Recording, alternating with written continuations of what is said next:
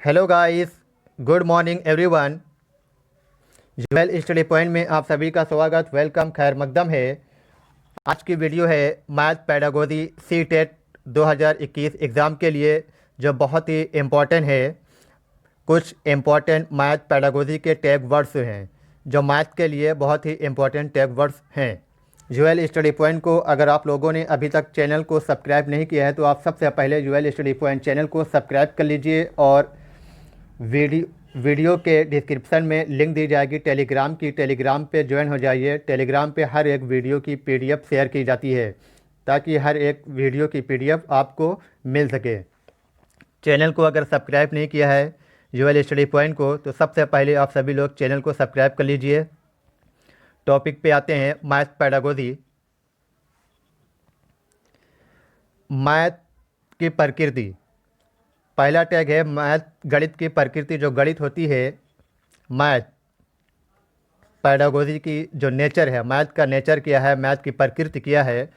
Math गणित की जो प्रकृति होती है ये होती है सरल होती है। कैसी होती है? सरल होती है, तार्किक होती है, अधिक स्पष्ट होती है, क्रमबद्ध होती है एवं अन्य विद्यालयी पाठ्यक्रम की अपेक्षा सुदृढ़ होती है। यानी जो गणित का नेचर है, मैथ का जो नेचर होता है, गणित की प्रकृति है, वो एकदम सरल होती है और तार्किक होती है, अधिक स्पष्ट है, क्रमबद्ध है एवं अन्य विद्यालयी पाठ्यक्रम की अपेक्षा सुदृढ़ होती है। अगला पॉइंट है गणित का महत्व। अगला पॉइंट है गणित का महत्व, इम्पोर्टेंस ऑफ मैथ। गणित का महत्व जो होते हैं ये दो प्रकार के होते हैं। नंबर 1 होता है प्राथमिक स्तर, नंबर 2 होता है उच्च प्राथमिक स्तर। प्राथमिक स्तर में सामाजिक व्यवहार एवं व्यवहारिक व्यवहार। जो प्राथमिक स्तर पर गणित बच्चों को सिखाई जाती है, शिक्षक जब सिखाता है तो सामाजिक और व्यवहारिक स्तर, दो स्तर बताते हैं प्राथमिक स्तर पे। और उच्च प्राथमिक स्तर पे मानसिक रूप से चिंतन, मानसिक रूप से सोचने वाला, जो सोचने वाली मैथ होती है मानसिक रूप से, वो उच्च प्राथमिक स्तर पे शिक्षक शिक्षण कराता है। और प्राथमिक स्तर पे सामाजिक एवं व्यवहारिक के ऊपर शिक्षण दिया जाता है, प्राथमिक स्तर पे और उच्च प्राथमिक स्तर पे। ये दो टैग हैं गणित के, बहुत ही इम्पोर्टेंट हैं। अगला पॉइंट है गणित शिक्षा का मुख्य उद्देश्य। गणित शिक्षा का मुख्य उद्देश्य क्या है? गणित शिक्षा के मुख्य उद्देश्य 3 होते हैं। एक होता है मुख्य उद्देश्य, दूसरा होता है प्राथमिक स्तर का उद्देश्य, दूसरा होता है उच्च प्राथमिक स्तर उद्देश्य। पहला है मुख्य उद्देश्य हमारा बालक की सोच का गणितीकरण करना। यानी बालक की जो सोच होती है उसको हमें कैसे करना, विकसित करना है, गणितीकरण करना है। ये कौन कहता है? एनसीएफ कहता है, national curriculum framework 2005। National curriculum framework में बताया गया है 2005 में कि बालक की जो सोच है वो गणितीकरण की जाए। प्राथमिक स्तर पे क्या बताया गया है? प्राथमिक स्तर पे संख्या संबंधी कौशल का विकास। यानी प्राथमिक स्तर में बच्चे संख्या संबंधी कौशल का विकास हो जाता है। जो बच्चे होते हैं प्राथमिक स्तर में संख्याएं सीख जाते हैं। नेक्स्ट पॉइंट है माप तोल की इकाइयों को विकसित करना। प्राथमिक स्तर में बच्चे माप तोल की इकाइयों को विकसित कर लेते हैं। 1 किलो, 2 किलो, ग्राम, 100 ग्राम, ये माप तोल, 1 मीटर, 2 मीटर, 1 गज, ये माप तोल की इकाइयों को विकसित करना। फिर गणितीय संक्रियाओं का विकास हो जाता है। इसमें गणितीय संक्रियाओं का विकास हो जाता है। गणितीय संक्रियाएँ यानी जो चिन्ह होते हैं हमारे, plus minus, subtraction, addition, division, ये सब होते हैं, ये बच्चे सीख जाते हैं। फिर मूर्त से अमूर्त धारणा को प्रोत्साहन करते हैं। मूर्त से अमूर्त धारणा को प्रोत्साहन करते हैं प्राथमिक स्तर पे। उच्च प्राथमिक स्तर में क्या है? उच्च प्राथमिक स्तर में होता है गणना संबंधी कौशल का विकास। इसमें बच्चे गणना करना सीख जाते हैं। प्राथमिक स्तर पे गणितीय कौशल होता था, संख्या का कौशल होता था, विकास होता था। इसमें गणनाएं करना सीख जाते हैं।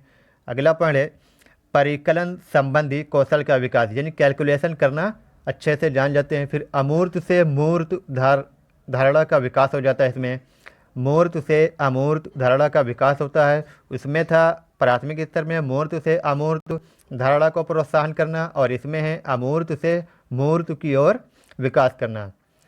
लास्ट पॉइंट है विश्लेषण योग्यता को परिभाषित करना, विश्लेषण योग्यता को पोषित करना, विश्लेषण योग्यता को पोषित करना। ये 3 पॉइंट होते हैं गणित शिक्षा का मुख्य उद्देश्य। एक होता है मुख्य उद्देश्य, दूसरा होता है प्राथमिक उद्देश्य, तीसरा उच्च प्राथमिक स्तर। अगला है पॉइंट गणितीय चिंतन। गणितीय चिंतन 2 प्रकार की होती है। नंबर 1 अभिसारी चिंतन, नंबर 2 अपसारी चिंतन। अभिसारी चिंतन में क्या होता है, बंद अंत वाले प्रश्न। इसमें बंद अंत वाले प्रश्न होते हैं। बंद अंत वाले प्रश्न कैसे होते हैं, जैसे 2 लिखा है 2 + 3, तो 2 + 3 = 5 आएगा। 2 + 3 यानी 2 में 3 अगर जोड़ोगे तो बराबर 5 आएगा। इसका सिर्फ एक ही आंसर मिलेगा। 2 और 3 कितने होते हैं, 5 होते हैं। 2 और 3 6 नहीं हो सकते हैं, तो 2 और 3 5 होते हैं। 2 + 3 = 5। अपसारी चिंतन में क्या होता है, अपसारी चिंतन में ये खुले या मुक्त अंत वाले प्रश्न होते हैं। इसमें जो उत्तर होते हैं कई तरह से बताए जा सकते हैं। जैसे 20 है तो 20 हमें आंसर लाना है तो कई तरह से ला सकते हैं। हमने लिख दिया 21 लाना है, 20 लिखा + 1 लिखा बराबर 21 हो गया।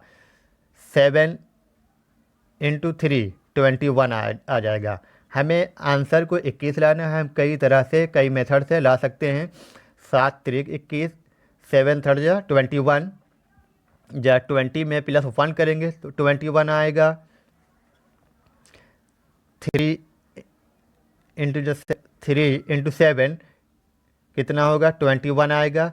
ये खुले मुक्त अंत वाले प्रश्न होते हैं। और बंद अंत वाले जो प्रश्न होते हैं इसमें सिर्फ एक ही उत्तर होता है, एक ही आंसर होता है। और खुले या मुक्त अंत वाले प्रश्न में इसमें कई तरह से एक आंसर दिया जा सकता है। आंसर एक ही रहेगा, तरीके कई होते हैं। अगला पॉइंट है गणित की भाषा। गणित की भाषा क्या होती है, कैसी होती है। गणित स्वतः एक भाषा है। गणित क्या है, गणित एक स्वतः भाषा है जो विभिन्न चिन्हों व नियमों से होकर चलती है। गणित स्वतः एक भाषा है जो विभिन्न चिन्हों व नियमों से होकर चलती है।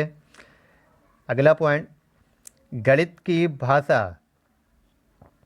गणित की भाषा सामान्य भाषा से रूप में ही होती है, अर्थात ज्ञानार्जन के लिए हमें किसी अतिरिक्त भाषा की आवश्यकता नहीं होती है।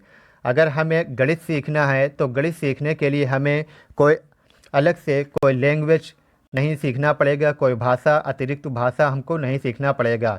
क्योंकि जो गणित है, मैथ है, ये एक स्वतः एक भाषा है जो विभिन्न चिन्हों व नियमों से होकर चलती है। फिर कह रहा है गणित की भाषा सामान्य भाषा से रूप में ही होती है, अर्थात ज्ञानार्जन के लिए हमें ज्ञान हासिल करने के लिए अतिरिक्त भाषा की आवश्यकता नहीं होगी अगर हमको मैथ सीखना होगा। अगला पॉइंट है गणित की भाषा के अंग। कुछ गणित की भाषा के अंग होते हैं, रूल्स होते हैं जो क्रम से लिख दिया है मैंने। पद होता है पहले, उसके बाद में पद के बाद आएगा प्रत्यय, फिर सूत्र होता है, फिर सिद्धांत होता है, तब चिन्ह बताए जाते हैं। मैथ में पहले पद बताया जाता है, फिर प्रत्यय, फिर सूत्र, फिर सिद्धांत, फिर चिन्ह। वीडियो आपकी ये कंप्लीट हुई। यह मैथ पैडागोजी की पहली वीडियो थी जो टैग वर्ड्स हैं, बहुत ही इम्पोर्टेंट है मैथ के लिए। यूएल स्टडी पॉइंट को अगर आप लोगों ने अभी तक सब्सक्राइब नहीं किया है तो सबसे पहले सब्सक्राइब कर लीजिए ताकि हर एक वीडियो का नोटिफिकेशन सबसे पहले आपको मिल सके। और डिस्क्रिप्शन में टेलीग्राम की लिंक दे दी जाएगी, टेलीग्राम से भी आप सभी लोग ज्वाइन हो जाइए। Okay, good bye.